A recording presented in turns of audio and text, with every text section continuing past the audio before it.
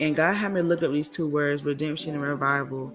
And I looked up redemption/redeem for the Hebrew definition. And for that, the Hebrew word for redemption is gaal. I probably didn't say that right, but that's the word Gaal, okay? And it's the deliverance of some person, property, or right to which one had a previous claim through family, relation, or possession. Okay? And I found some metaphors for that definition, and the ones that God led me to was loosen from a bond, setting free from captivity or slavery, buying back something lost or sold. Okay, and that's what really got me right there. That part stood out to me when it said buying back something lost or sold, and the other part for the definition when it says to which one had a previous claim through family, relation, or possession. Because we all know that we are God's children, okay?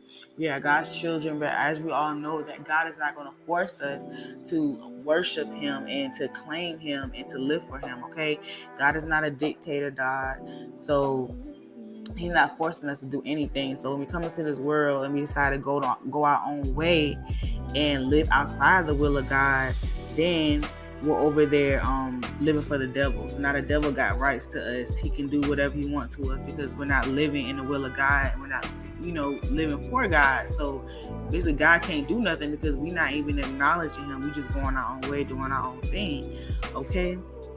So when we're in this position of living outside the will of God, we are living in corruption. Okay?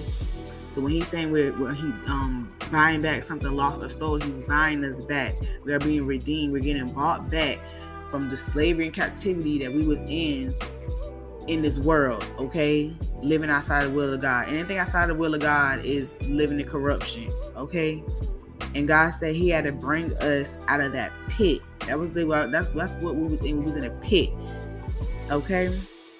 We was in a pit. And that's exactly how our lives are. We feel like we're going through these cycles. It's dark. We're lost. We can't find a way out. That's what the pit is. And that's how most of us done lived our lives. Okay? But God is redeeming us from that pit. He's bringing us out of that pit. Once you get out of that pit, you can see everything around you. It's not dark no more. Okay? So God is redeeming us. And he made me look up revival/revive. The Hebrew definition, the Hebrew word for revival was word-chayah. I probably said that wrong. It's Chayah.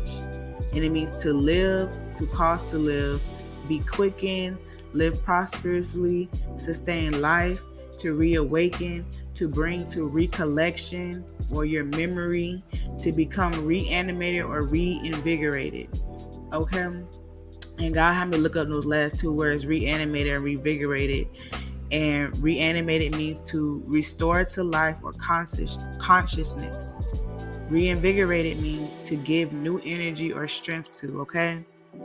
God is saying in these times that he is reviving us, okay?